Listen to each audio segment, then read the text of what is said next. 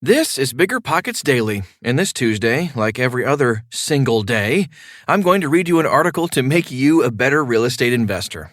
The article comes from biggerpockets.com/blog, but you're busy, so we give you the information in audio form too. Okay, almost time for the show. We'll get right into it after this quick break. This podcast is supported by AT&T Active Armor. Right now, our lives are on our phones, and with our phones full of live-streamed exercise classes, midday work calls, and nightly family video calls, there's no room for fraud calls. Thankfully, AT&T makes customer security a priority, helping block those pesky calls. It's not complicated. AT&T Active Armor, 24/7 proactive network security and fraud call blocking to help stop threats at no extra charge. Compatible device service required. Visit AT&T.com/activearmor for details. Will growing equity buffer the real estate market against another crash? By Matt Meyer. American homeowners have $2 trillion more in equity than they did a year ago, according to a recent report from CoreLogic.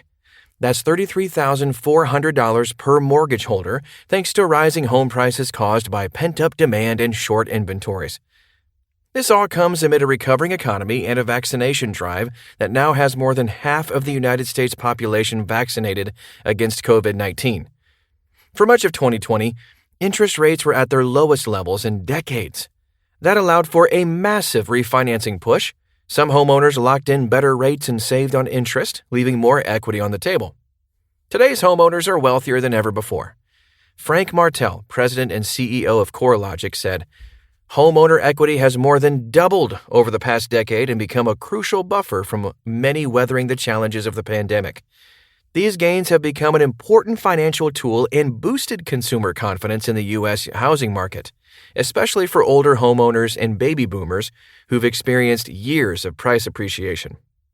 But as the economy climbs back from last year's fallout, consumer prices, manufacturing, and the cost of construction have all increased, as has consumer spending and confidence. Plus, mortgage and eviction moratoriums are ending this month, which could bring a host of issues to the forefront. The question moving forward: will the housing market start to feel pressure? Will equity provide a buffer against a market collapse?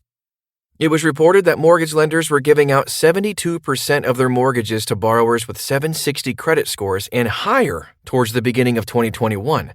Furthermore, with debt-to-value ratios incredibly low, it's hard to envision the catastrophic collapse we saw in 2008 repeating itself. Yes, home prices appreciated between 2005 and 2009, but debt was progressing quickly too. Once prices leveled off and began to decline, the bubble popped. Add the fact that mortgages were given out like candy to borrowers who most likely wouldn't get one today, and it's easy to see why flames sparked. Today, the situation is much different. Inflation is rising, and the cost of living is only going to become more costly.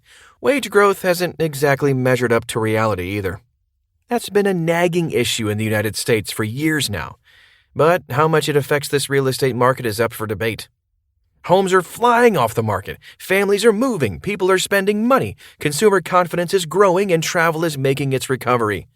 Debt is not climbing faster than mortgages. In fact, it's climbing at just 1/3 of the rate at which home values are climbing.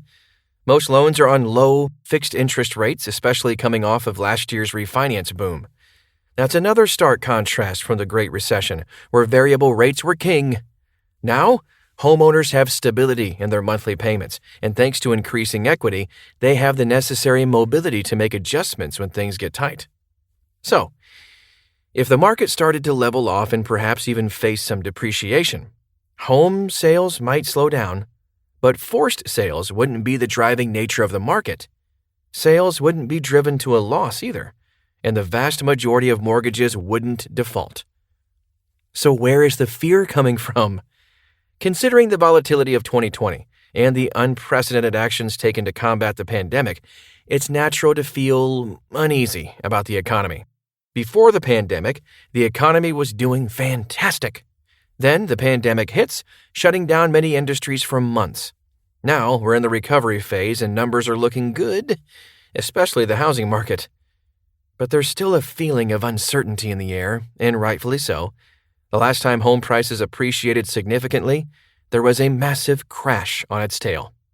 This time around, It's easy to get caught up in the drama of market appreciation and doomsday scenarios, but the fundamental indicators just don't point to this sort of massive crash. By Q1 2021, only 2.4% of mortgaged properties were underwater.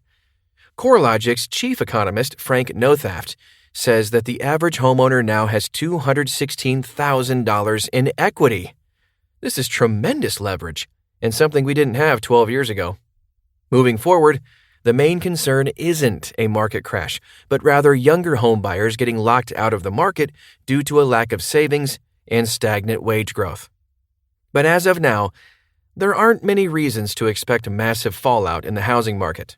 However, it's important to keep our eyes on the key indicators and be prepared. If last year taught us anything, it's to expect the unexpected. Hope you enjoyed hearing that perspective. Before you go, are you interested in getting your personal finances in order? Then check out the Bigger Pockets Money Podcast, hosted by Scott Trench and Mindy Jensen, to learn how to save for big-time investments and launch yourself toward the life of your dreams. I'm Tyler, and I can guarantee you, I'll be right back here tomorrow.